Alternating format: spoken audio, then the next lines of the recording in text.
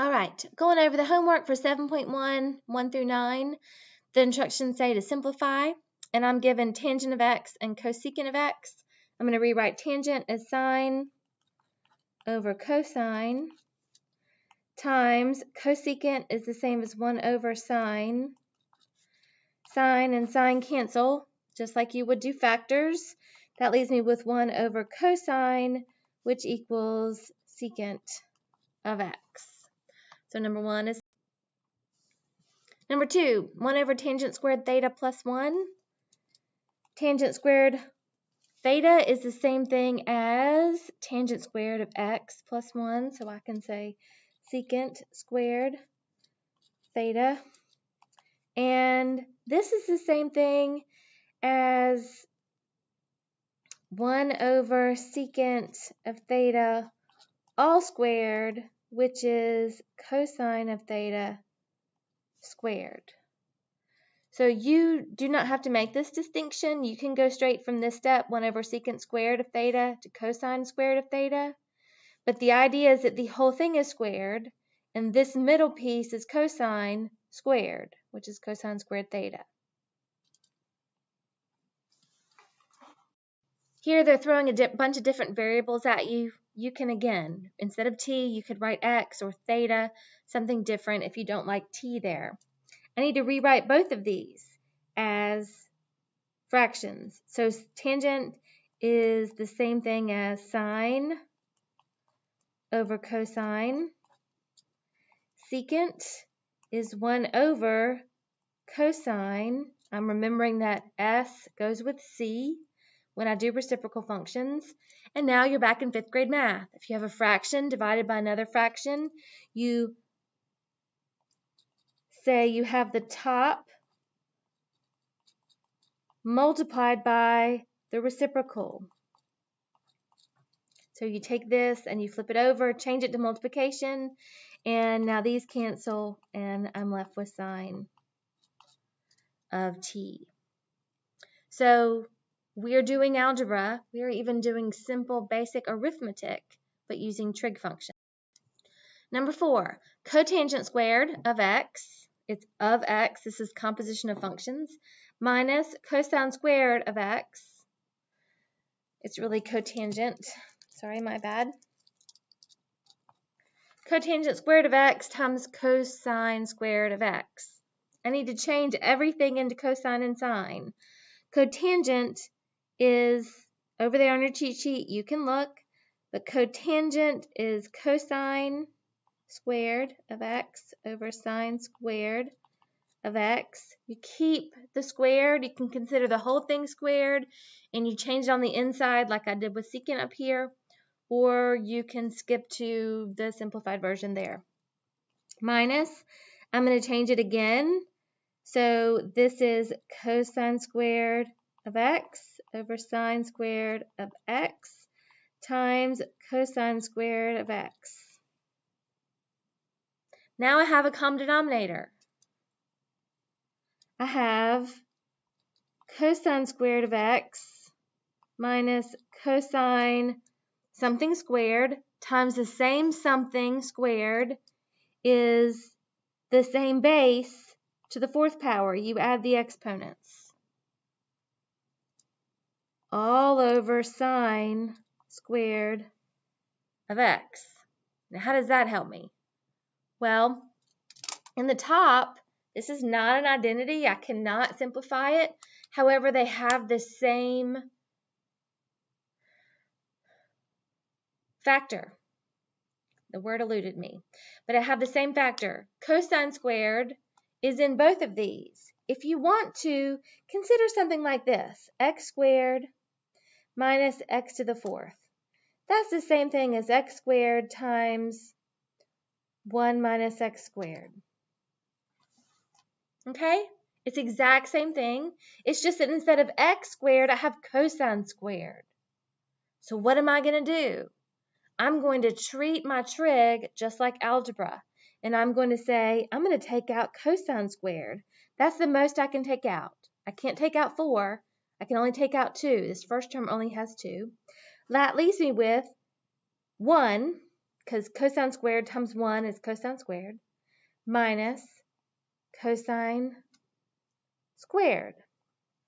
Cosine squared times cosine squared is cosine to the 4th. Now, how does that help me?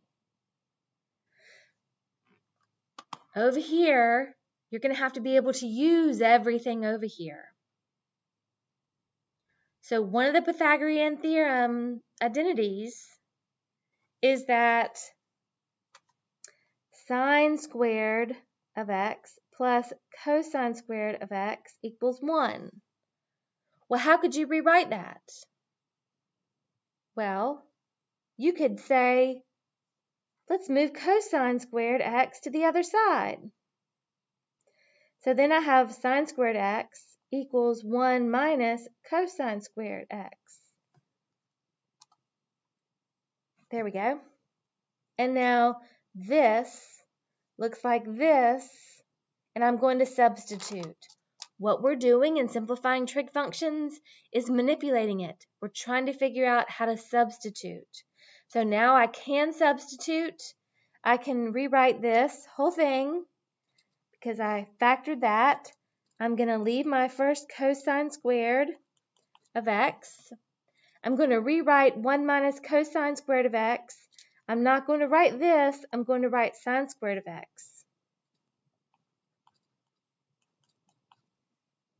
All over sine squared of x. Now I have this times this over this. These are the same. This is equivalent to, if you're trying to figure out the algebra, it's equivalent to something like a squared b squared over b squared. The b squareds cancel. So sine squared and sine squared cancel. This simplifies to be cosine squared of x. Ta-da! 5 says sine of negative x times tangent of x. My first rule is to change everything into sine and cosine of x. So I need to rewrite sine of x and think about if it's odd or even. So I look at my little sheet over here and go sine of negative x is an odd function. So if I'm going to replace it, I have to replace it with negative sine of x. Tangent gets replaced with sine of x over cosine of x.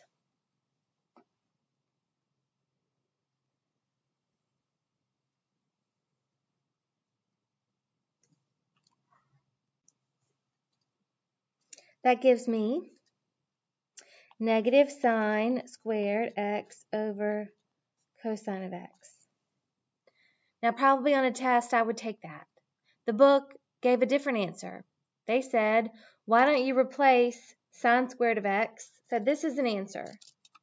I would accept this. If you got here, good job. The book answer is different. They said, what if you replace sine squared x, just like up here, with 1 minus cosine squared of x? So if you do that, you're going to have negative for the negative. And then for sine squared of x, you're going to have 1 minus cosine squared of x all over cosine of x. So what does that do? Well, that is negative 1 over cosine of x plus cosine squared of x over cosine of x. This one simplifies to negative secant. And this, we have 1 cosine on the bottom and 2 on the top. That leaves us with just 1 on the top. And this is the answer the book gave. I believe they said cosine minus secant, but it's the same answer. So these are equal.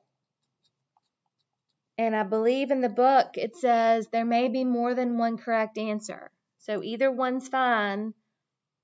They don't seem to be less wordy than the one given, but that's what they wanted us to do to simplify. Okay, 6. 6 has a lot of things going on. So we have secant squared of x on the bottom plus sine of x times cosine of pi over 2 minus x. Well, this pi over 2 minus x is a shift. Let's see what that simplifies to. Pi over 2 minus x, that's the same as sine. So that means I have secant squared x is the same thing as cosine squared x. I have, this is the same thing as sine of x. So I have sine times sine is sine squared x. And those two together in my next step are equal to 1. So this one, number 6, is equal to 1. Sine of alpha plus 2 pi times secant of alpha. Simplifying that, if we look back at our translations, this is a shift. It takes it to the very next period. So this is the same thing as sine of alpha. Secant is the same thing as 1 over cosine of alpha, and that's equal to sine over cosine, which is tangent. For number 7. Looking at 8, cosine of y times 1 plus tangent squared of y. This is distributive property. This is equal to cosine of y times 1, which is cosine of y, plus cosine of y times tangent squared is equal to sine squared over cosine squared. So how does that help me? Well, I can simplify this a little bit. I can say this is equal to cosine of y, just one of them when I simplify. And then I can get a common denominator, which is to multiply this first one by cosine of y over cosine of y. So that gives me a common denominator of cosine of y on the bottom. When I multiply this, I get cosine times cosine is cosine squared y over cosine y, plus sine squared y over cosine of y, because I simplified this. That gives me cosine squared y plus sine squared y all over cosine y, which is 1 over cosine of y, which is secant of y. So secant of y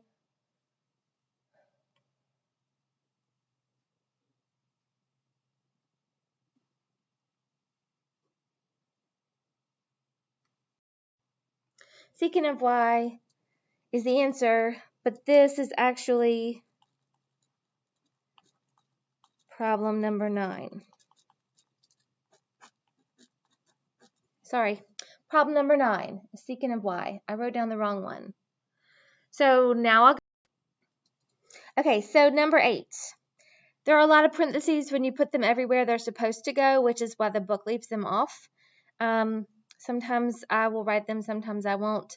This is kind of wordy, so I'll probably leave it off. I'm going to rewrite cosecant as 1 over sine. So I'm going to have sine of t.